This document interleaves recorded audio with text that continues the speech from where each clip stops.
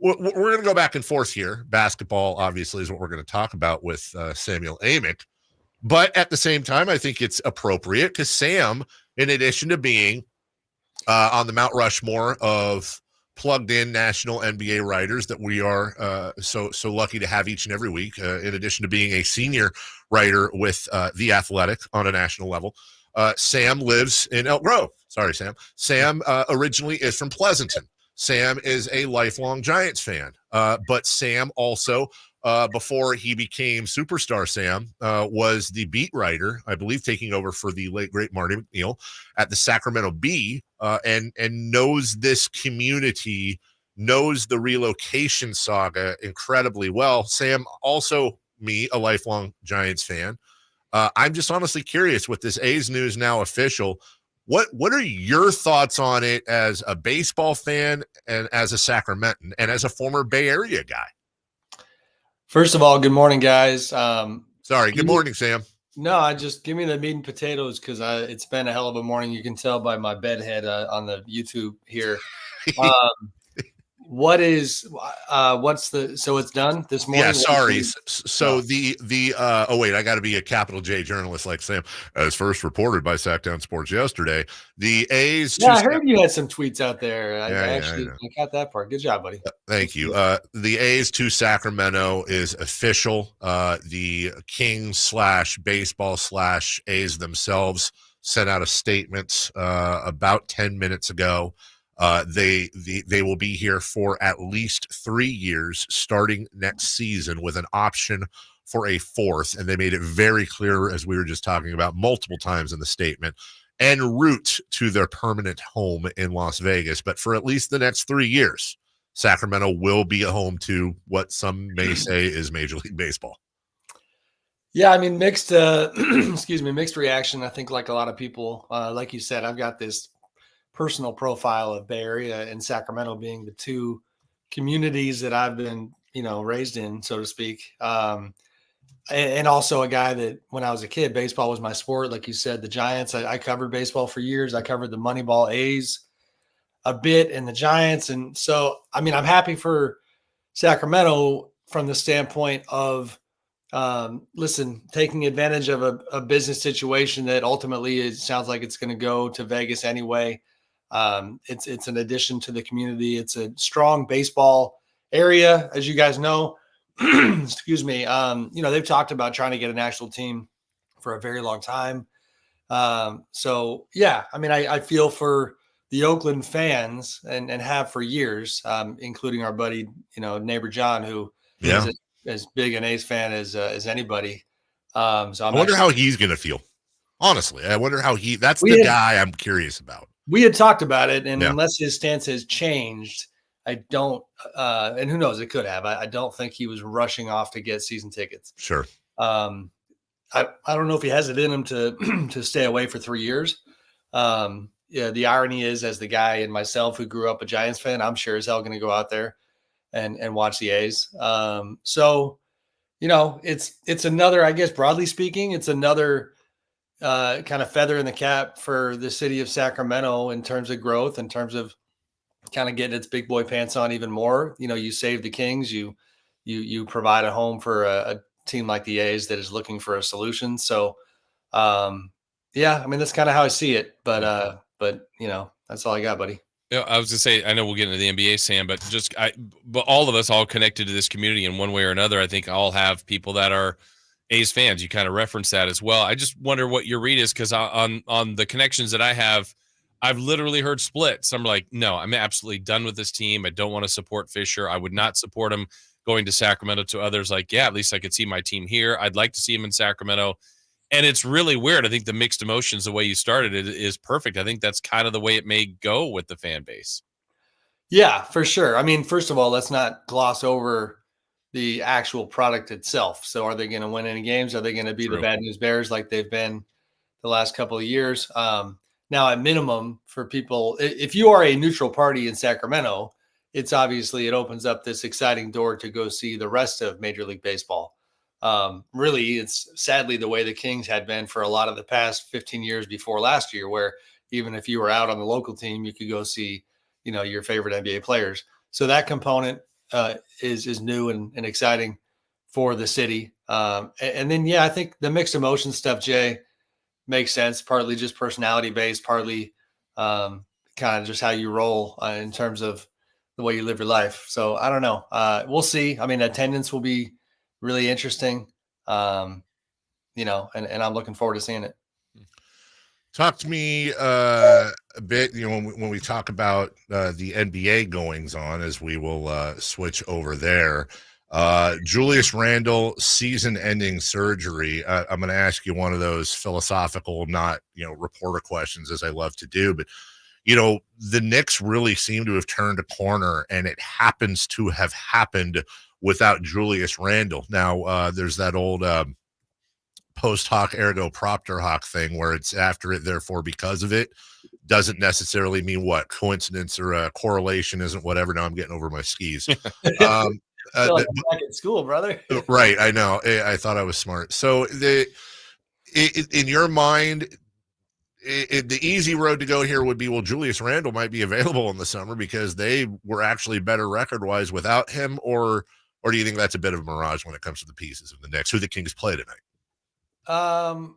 I think it's a to be determined situation based on the rest of the market, meaning they have been tied to Karl Anthony Towns in the past. Mm-hmm. One of their front office executives is Gerson Rosas, who came up with Karl and the Timberwolves, known to be an advocate of that idea. So the point being, they're not just getting off of Julius Randle. They won some games. They just lost 3 in a row, by the way. They also didn't have OG Anunoby and haven't for quite some time. Did I hear right? He might be out for the year. I thought I heard that yesterday, that they don't expect him back. OG? Yeah. Have you heard anything about that? I haven't. I mean, to this point, he had been expected to return. Okay. But heard wrong. So was Julius Randle. So yeah. Right. I'm disappointed just because I enjoyed their team, and at full strength, they were literally like a top 3 team in the NBA for about 3 weeks. And I was really curious to see what they could do. This takes a lot of wind out of their sails.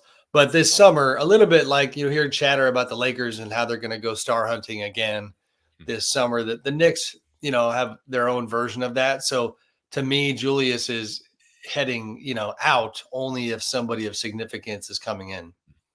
Sam, a week ago, we talked to you, as we do every Thursday at 8, and the Kings had lost the first of 2 to Dallas. Really got crushed in that game. The second one, much better game, opportunity to win. Kings lose, so damaging loss there. They also lose Malik Monk in the game for at basically the rest of the year, we believe, 4 to 6 weeks here. But since then, a couple of wins here, maybe restoring some belief. Here we are, the up and down Kings again, but just your perspective on seeing them now life without Kevin Huerter and Malik Monk. Yeah, up and down, like you said. And guys, not to take over the host duties real quick, but as you manage our visit here, can we make sure we keep a couple minutes for a brief Clippers segment? Because I know how much Dave loves talking about the Clippers. Yes. Atta baby. Let's go. All right. So I'm ready for you on that end. Okay. They obviously just got waxed by the Kings the other night. So Kings up and down, right when you think they blew it with the 2 losses to Dallas, they kind of get you thinking again as they head into this East Coast trip. I don't know. Like, listen, everybody at the arena the other night looked at the Boston, New York back-to-back. It is a back-to-back, right? Yes. Yeah. And said, all right, well, those are either 2 L's or a 1-1 split. Yeah. I mean, the Celtics just lost twice to the Hawks. I know they're dominant. They also just secured the number 1 seed league-wide. And so that could shift rotations. And does Joe Mazzulla down throttle a bit? Does that help the Kings? Point being, it's not outside the realm of possibility.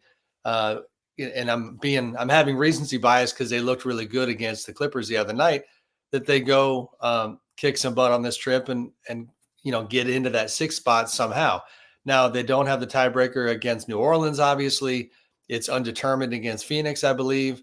And so it's just absolutely nip and tuck between those 3. And, we'll see what they can do. But they're still in it and, obviously trying to avoid that play-in territory. Sam Amick joining us from The Athletic. Hold on, let me Let me put on my outfit here if we're going to do this real quick. We're going to have. I mean, he's teasing us, so we got to get there. Yeah, we got to get there. Okay. So let me put on my clown wig here. And hey, Sam, what's going on with the Clippers, buddy? Well, the radio listeners are going to wish they were on YouTube today because they get Great to point. see you with the clown hat. And I actually also came prepared with props. You ready for this? Oh. Yes. We sometimes get free stuff sent to us by teams, and I don't typically like taking free stuff, but if you get my address and you send stuff that I will never wear, other than on this radio show. So I got my Clippers hat here, baby. Look at that. Sam. Okay, let's see. We're on what, about a 5-second delay? Oh, there. Look at that. Clips. Oh, that's the new looking hat, the Clips. It's actually smooth. If I could only find a Clippers fan, I would give it to him. So I wrote about it today. I just think, and listen, it's fine if the column that I wrote today blows up on my face. That happens sometimes. I looked at their last 2 months and your favorite player, James Harden in particular, Dave. Yeah. And it's like, man, first line of the story, I just said, are the Clippers already unofficially out as title contenders? Since February 7th, they have the 28th best, in air quotes, defensive rating in the NBA. Woof. That's definitely a woof. The James Harden stuff, though, is wild. He just had back-to-back single-digit scoring games. Yeah. And just for context, I went down a rabbit hole looking at that particular stat and reality. This is a guy who, love him or hate him, is an all-time great scorer. He went from 2015 to 2020 without ever having a single-digit scoring game. Wow. In the last 3 seasons. So I understand things have changed in terms of his, profile, and he's been more of a playmaker. But even with the last 3 years in Brooklyn and Philly, he had 4 combined single-digit scoring games.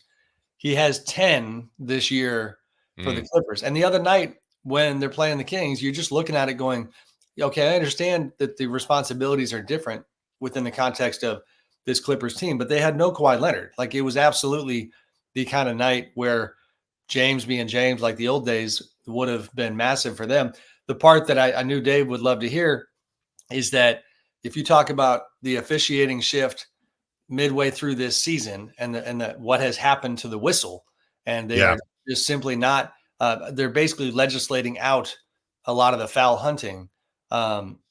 James, not shockingly, has been pretty significantly impacted by that. This is a guy that has averaged around 8.3 free throw attempts per game for his entire career.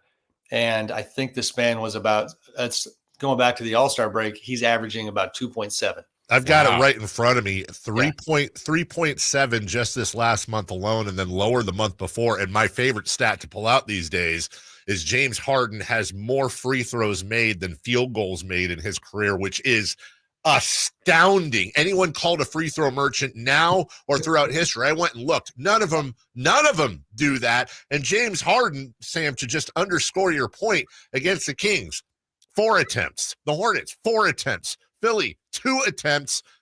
Philly again, 2 attempts from the line. He had 1 against Atlanta in 36 minutes. That is, if you didn't know any better, you'd say James Harden is mentally checked out. Yeah, it's not a good look. I mean, I'm always a little reticent to come away. I see a team for a day or two sometimes, and I don't want to have big picture takeaways as if I'm there every single day. But you hear stuff, and the other night, man, the vibes were a little strange. Paul George was asked about what the Clippers could do to get James going again on the scoring side, and he wasn't like irritated. I don't want to misconvey, the way Paul was, but his answer was literally, "I'm not a coach. I'm not the coach." Yeah. Next question. Wow. And then even Ty Lue had a passing comment about, I suppose I could have run more ISO for him. And it's a little bit like, yeah, you think, like, have you met James Harden? Right. So yeah, and they're 13-13 in that 2-month stretch. And it was also weird. You talk about how low their bar is right now. They acted like they played well against the Kings, which I thought was a little odd. It was like feelings I think have been hurt a little bit. This is my own 2 cents or analysis, but like Ty Lue called him soft about a week ago. You know, you had kind of back and forth questions of, you know, because James Harden talked about identity. Ty Lue says our identity is we're soft. So, they're not in a good place. And you know, they had that stretch a couple months back where they were one of the best teams in the league. So it's pretty wild how it's gone off the track so quick.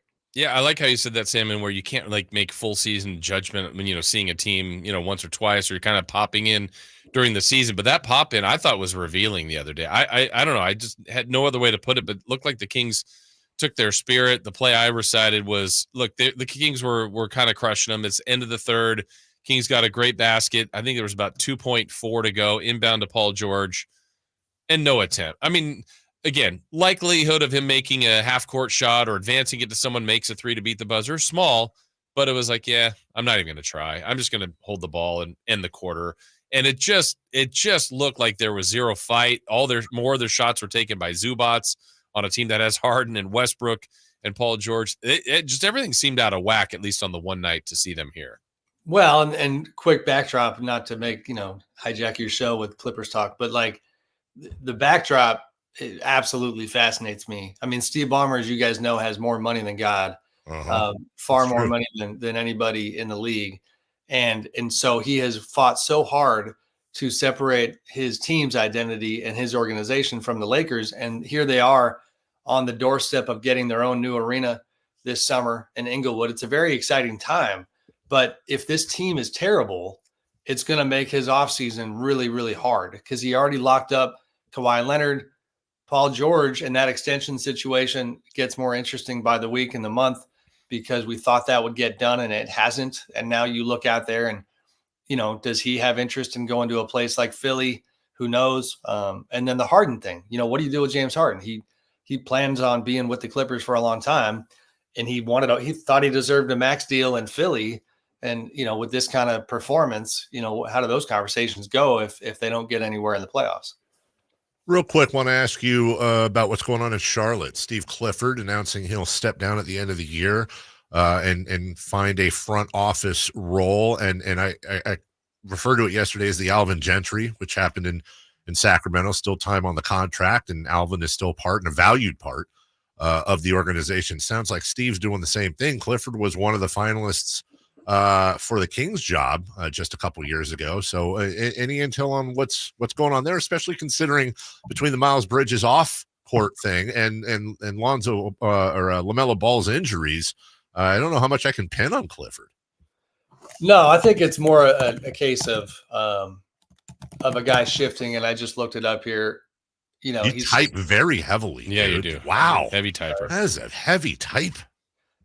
Funny side story. I got caught one time. I didn't really get caught. It wasn't true, but I was doing a trivia thing online and cheating, cheating, Sam Amick.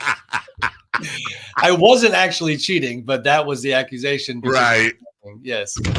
I'm not online. Yeah. That's right. Yeah. So what I was looking up is that Steve, you know, Cliff is 62 years old. I think it's just a matter of like, just, you know, they're going to try to reinvigorate it with some new, younger energy. And by the way, Jordy Fernandez, King's assistant, has been tied to that.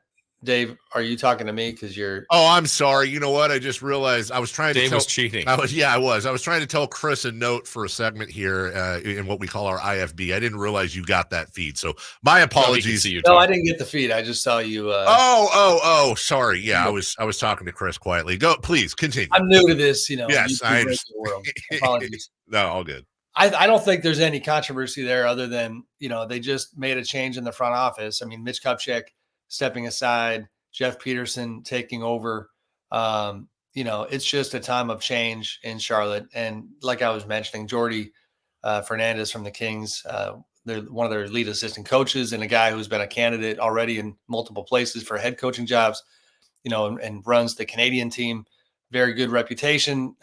You know, it sounds like he's going to get a crack at it there if he has interest. So, yeah, we'll see what they do, but I don't think it's a a huge story. We're running all the hits today, man. Clippers, Charlotte. Like, you want to talk about a AAA squad, the G League? We already did a AAA squad. We did the True. A's. Hey, you know what? That's a great way to land the plane here, Sam. I'm not asking you for inside info. It's already out, but just want to acknowledge. How about Lindsay? How about Lindsay Harding, the G League Stockton Kings Coach of the Year? It's I've been saying tongue in cheek every time we talk about it, and I know you'll get this too.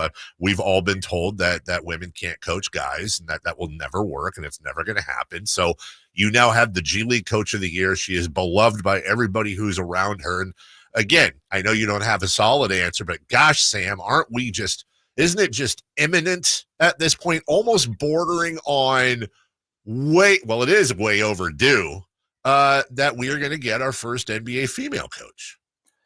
Head coach. Yes. I mean, first of all, congrats to Lindsay. I've met her, several times. I don't know her very well personally, but it's one of those people you just don't hear anything bad about. Yep.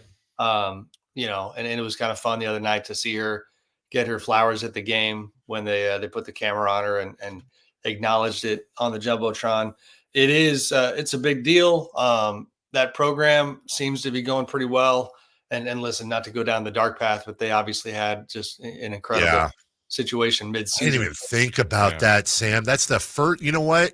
No, you're referring to the horrible story about the ex-Stockton King. I mean, we're talking about a murder charge, all the press that came with that. Sam, I'm so glad you brought that up. It's not a charge; it's a murder. Yeah, excuse me. You're yes, correct. And honestly, just I'm building on your point. I'll give you back the mic here, but you're so right. That you talk about all the normal challenges, and then having to guide your team to success when one of your players literally killed somebody, and I'm being dead serious with what I'm saying here. That is a phenomenal point you're making, and something I had not even thought of yet. Wow. Yeah. So, I mean, to your original point, I don't know where we are when it comes to a woman being a head coach in the NBA, just because, we thought Becky Hammond was going to be that person. She obviously crushed it in Vegas ever since leaving the Spurs. Lindsay, absolutely should be in these conversations to get NBA jobs. I don't know what her path looks like. I would actually love, and shoot, now you got me, sparking story ideas. I would enjoy talking to her about just what have you learned about that simple act of coaching men, and have you run into those tough moments where you've got to find a way to be the leader and get past this energy that pro male athletes tend to bring on a daily basis. So great for her, good program, and good stuff for sure. That's Sam Amick, the voice of the Athletic, as I like to call him. Yes. By the way, I'm going to see one of your colleagues next weekend at a wedding. Who's that? Shams. Whose wedding? You're not going to share that, are you? Well, it's a friend of ours. Would it be weird if it was Shams and you weren't invited? I don't think he'd mind, but just in case, I want to respect him. You and I both know him. He is how would I say this? He is the manager of a former Sacramento Kings star here in town. Okay, you know what I'm talking about? No, it's early in the college. I'll text you. Yeah, you got bedhead. Sam Amick from the Athletic. It sucks though. Yeah, I mean, I have Shams' number. You want me to call him for you and say hi? I want you to come over. Dave's going to be at his table. Yeah, well, I believe we are going to be at the same table. So I'm going to the whole time. I'm going to be like, do we have Sam on every week? But I think you're better. I'm just gonna, no, bad idea. No, here's what I'm going to do. I'm going to be like, hey, man, yeah, I go way back with Sam.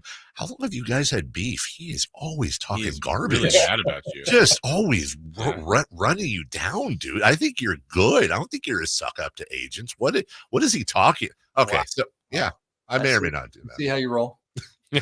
Good stuff, Sam, as always. Thanks, brother. Say hi to the fam. We'll talk to you soon. Likewise. Thanks, guys.